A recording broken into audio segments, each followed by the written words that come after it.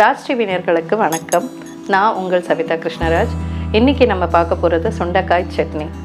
அதுக்கு தேவையான பொருட்கள் சுண்டைக்காய், வெங்காயம், தக்காளி, பூண்டு, புளி, காஞ்ச மிளகாய், கருவேப்பிலை, கொத்தமல்லி, உளுத்தம்பருப்பு, எண்ணெய், உப்பு. இப்போ எப்படி செய்கிறதுன்னுட்டு பார்க்கலாம். இதுக்கு நம்ம முதல்ல கடாயில் சுண்டைக்காய் வதக்கிக்கலாம். சுண்டைக்காய்ன்றது ரொம்ப உடம்புக்கு நல்லது. சூடானதுமே கொஞ்சம் ஒரு ஸ்பூன் எண்ணெய் விட்டுக்கலாம். இப்போ எண்ணெய் சூடாயிடுச்சு. நம்ம எண்ணெய் சூடான உடனே முதல்ல சுண்டைக்காய் நல்லா வறுத்துக்கலாம். ஸோ இந்த சுண்டைக்காய் நம்ம வீட்லேயே விளைச்சிது. ஆனால் நீங்கள் இப்போ வெளியிலையும் கிடைக்கிது நம்மளுக்கு சுண்டைக்காய். ஸோ சுண்டைக்காய் வாங்கி வாரத்தில் ஒரு நாள் நீங்கள் சாப்பிடணும். இதெல்லாம் வீட்டில் எல்லாருக்குமே கொடுக்கணும். ஸோ இப்போ நான் சுண்டைக்காய் இதில் போட்டு கொஞ்சம் நேரத்துக்கு இதை நல்லா இப்படி வதக்கணும். இது கொஞ்சம் சூடாகும்போது நான் இப்போ இந்த மூடியை மூடிடுறேன். ஸோ தட் அது நல்லா குக் ஆகும், உள்ளெல்லாம் குக் ஆகும். ஸோ இது சுண்டைக்காய் டைஜஷனுக்கு ரொம்ப நல்லது. சின்ன வயசுலேருந்தே உங்களுக்கு கசப்பெல்லாம் கொடுத்து பழகணும் நீங்கள். அதனால் சுண்டைக்காய் வாரத்தில் ஒரு நாள் சமைக்கிற மாதிரி பார்த்துக்கோங்க. நம்ம டைஜஸ்டிவ் ப்ராப்ளம்ஸ் எல்லாமே இதாகும். ஈவன் டயபெட்டிஸுக்கு ரொம்ப நல்லது இது. இந்த மாதிரி எல்லாம் பண்ணும்போது உங்களுக்கு கசப்பாக இருக்காது. தனியாக சாப்பிடும்போது தான் உங்களுக்கு அது கசப்பு தெரியும். ஆனால் இந்த மாதிரி சட்னி எல்லாம் பண்ணி சாப்பிடும்போது உங்களுக்கு கசப்பாக தெரியாது. உங்களுக்கு இது தோசைக்கு எல்லாத்துக்குமே நீங்கள் கொடுக்கலாம். பசங்களுக்கு நல்லா விரும்பி சாப்பிடுவாங்க. வெந்திருக்கிற இடம்லாம் கொஞ்சம் வெள்ளை வெள்ளையாக அது இதை தெரியுது பாருங்கள். இன்னும் கொஞ்சம் நேரம் வேகணும். இப்போ பார்த்திங்கன்னா இந்த பாருங்கள் தெரியுதா உங்களுக்கு, இந்த லேயர் எல்லாம் மேலே இருக்கிற தோல் எல்லாம் சுருங்கிடுச்சு. இப்போ இந்த மாதிரி வெள்ளையாக ஆயிடுச்சு பாருங்கள். இப்போ பார்த்திங்கன்னா நல்லா வெந்துடுச்சு இது. இதை எடுத்து நான் ஒரு கப்பில் போட்டுக்கிறேன், ஒரு பாத்திரத்தில் போட்டுக்கிறேன். இப்போ இதே எண்ணெயில் நம்ம அடுத்தது உளுத்தம்பருப்பு வறுத்துக்கலாம். ஸோ இது ஒரு கை அளவுக்கு நான் போட்டுக்கிறேன். அவ்வளோதான். சிகப்பாக வர்ற வரைக்கும் ஃப்ரை பண்ணிக்கலாம். ஸோ இப்போ இது இதை பாருங்கள் நல்லா சிகப்பாயிடுச்சு. இதுக்கு மேலே வச்சா இதாகிடும். ஸோ அதனால் நம்ம எடுத்துடுறோம். இப்போ உளுத்தம்பருப்பு சுண்டைக்காய் வதக்கியாச்சு. இப்போ அடுத்தது நம்ம வெங்காயம். இதுக்கு தேவையான வெங்காயம் 2 இருக்குது. 2 எடுத்துக்கிறேன் நான். 2 இந்த மாதிரி 4 பீஸாக கட் பண்ணிக்கோங்க. இந்த மாதிரி குட்டி குட்டியாக கட் பண்ணிட்டாலும் பரவாயில்ல, சீக்கிரமாக வெந்துடும். ஸோ இப்போ இந்த வெங்காயத்தை நம்ம இந்த மாதிரி கட் பண்ணிவிட்டு இதுலேயே போட்டுவிடணும். கொஞ்சம் எண்ணெய் விட்டுக்கலாம். பார்த்திங்கன்னா இது நல்லா வதங்கிடும். ஹைலியே வச்சுக்கலாம். ஃப்ளேம் ஹைலியே வச்சுட்டு வதக்கிக்கலாம். நீங்கள் கொஞ்சம் மூடி வச்சிடலாம். இப்போ இது வெங்காயத்தை வதங்கிடுச்சு.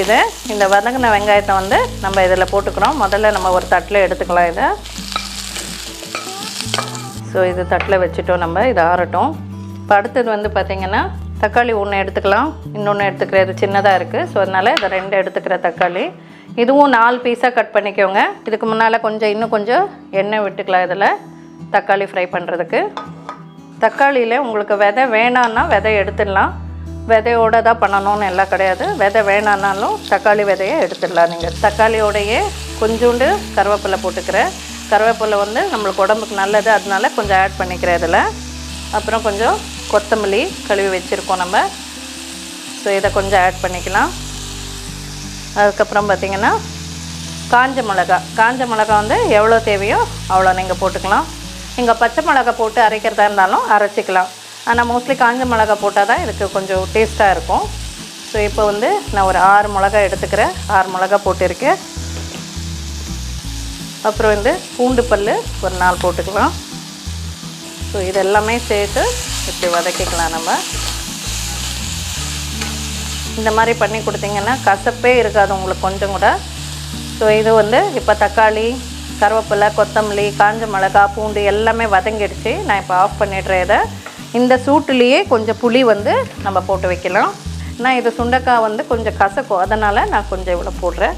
இந்த சூட்டுலேயே போட்டு வச்சிடுறேன் நான். இப்போ நம்ம இதெல்லாம் ஆறின அப்புறம் நம்ம மிக்சியில் போட்டு அரைச்சிடலாம். இப்போ எல்லாமே கொஞ்சம் ஆறு இருக்குது. நம்ம இப்போ இதை வந்து மிக்சியில் போட்டு அரைச்சிக்க வேண்டியது. ஸோ முதல்ல உளுந்து ஜார் எடுத்துகிட்டு உளுந்து சுண்டைக்காய் ரெண்டுமே போடுறேன். அடுத்தது இந்த வெங்காயத்தை போட்டுக்கலாம். அதுக்கு அடுத்தது ஃபைனலாக மிளகா, தக்காளி, கருவேப்பிலை, கொத்தமல்லி எல்லாமே வதக்கணும் இல்லையா, புளியாக சேர்த்து. ஸோ அதை நம்ம இதில் ஆட் பண்ணிக்கிறோம். இப்போ லாஸ்ட்டாக வந்துட்டு இதுக்கு தேவையான அளவு உப்பு போட்டு நம்ம மிக்சியில் இப்போ அடிச்சிடலாம்.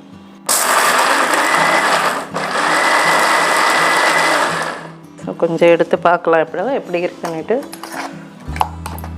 நல்லா நைஸ் ஆகணும். கொஞ்சம் அடிக்கலாம். தண்ணி எல்லாம் போட தேவையில்லை இதோட.